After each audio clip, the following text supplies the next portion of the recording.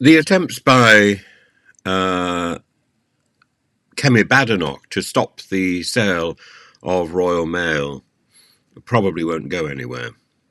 And she's met bosses about the proposed sale to Daniel Kretinsky's company, the Czech company that's put forward 3.5 billion to save Royal Mail. Well, I don't like the idea of Royal Mail in the hands of a foreign organisation.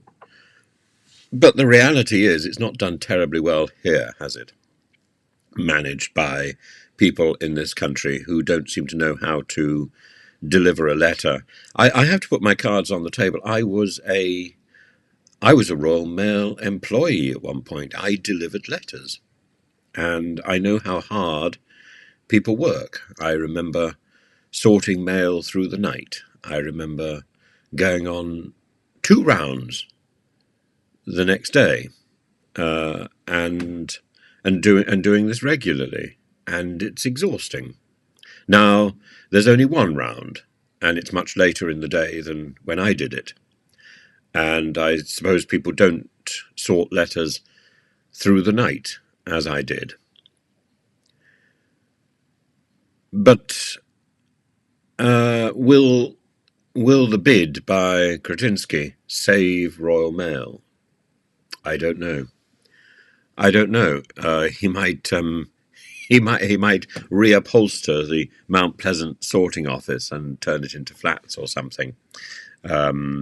Will he keep the 6-day-a-week first-class letter delivery? Well, it isn't kept at the moment, and it was only recently that there was quite animated talk about reducing that to 3 days a week or 4 days a week.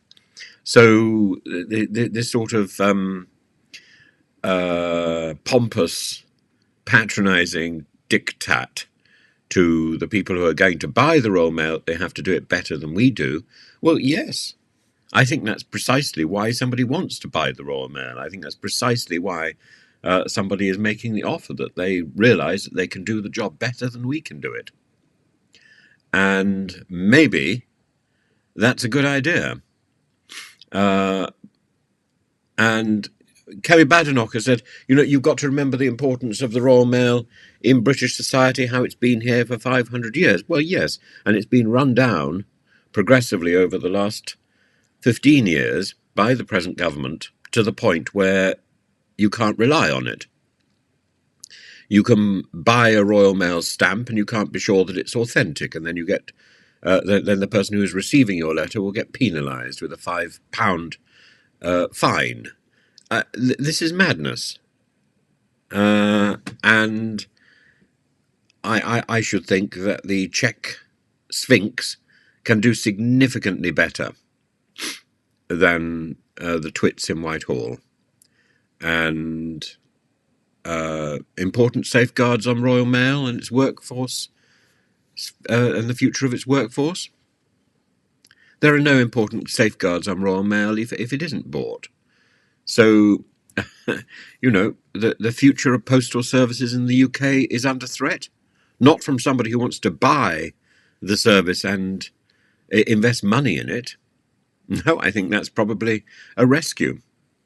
And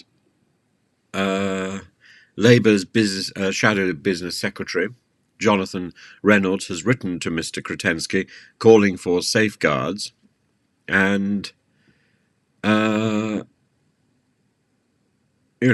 has all of this was discussed long ago.